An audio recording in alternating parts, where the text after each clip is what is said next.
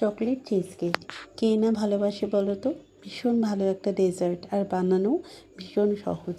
এর জন্য বিস্কুটের আমি দুটো ছোটো বিস্কুটের প্যাকেট কিনে নিয়েছি। বিস্কুটগুলোকে ছোট করে ভেঙে একটা মিক্সিং জারে নিয়ে গুঁড়ো করে নিয়েছি।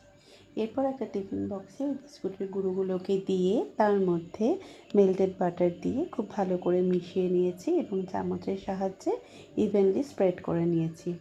এরপর জল ঝরিয়ে রাখা ছানা একটা মিক্সিং জারের মধ্যে নিয়ে তার মধ্যে 1 চামচ ভ্যানিলা এসেন্স দিয়েছি, আর দিয়েছি 3 চামচের মতন কনডেন্স মিল্ক। এরপর 2 চামচ চিনি অ্যাড করেছি। এই চিনিটা কিন্তু স্বাদ অনুযায়ী কম বেশি করা যেতে পারে। এরপরে মিক্সিটা একটু ঘুরিয়ে নিয়েছি, আর তারপরে তার মধ্যে দিয়ে দিয়েছি 1 কাপ হুইপিং ক্রিম। আমি ট্রপোলাইটের হুইপিং ক্রিম ইউজ করেছি। আবার মিক্সিটা একটু ঘুরিয়ে একটা স্মুথ পেস্ট বানিয়ে নিয়েছি। এই স্মুথ পেস্টটা ওই বিস্কুটের যে লেয়ারটা বানিয়েছিলাম তার উপরে আস্তে আস্তে করে ঢেলে দিয়েছি। এটা হলো চিজ কেকের সেকেন্ড লেয়ার। এটা ঢেলে নেওয়ার পর চামচের সাহায্যে খুব ভালো করে এটাকে স্প্রেড করে নিয়েছি এবং এরপর ঢাকনা বন্ধ করে রেফ্রিজারেটরে আমি 1 ঘন্টার মতো সেট হতে রেখে দিয়েছি।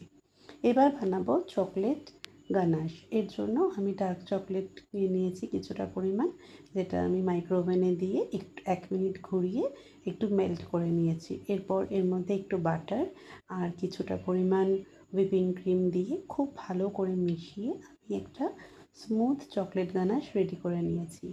এটা রেডি হয়ে গেলে ফ্রিজ থেকে চিজ কেকটা বার করে তার উপরে আমি এই চকলেট গানাশটা খুব ভালোভাবে ছড়িয়ে দিয়েছি এবং পুরো ওপরের লেয়ারটা মানে পুরো সাদা অংশটা যেন পুরো কভার হয়ে যায় এমনভাবে দিয়ে দিয়েছি। এরপর ঢাকনা বন্ধ করে 7 থেকে 8 ঘন্টার জন্য ফ্রিজে রেখে দিয়েছি। তারপরে ফ্রিজ থেকে বার করে কেকটা কেটে ঠান্ডা ঠান্ডা পরিবেশন করেছি। খেতে জানো তো অপূর্ব হয়েছিল। তোমরাও কিন্তু এভাবে বানিও, আর আমাকে কিন্তু অবশ্যই জানিও যে তোমরা কেমন খেলে।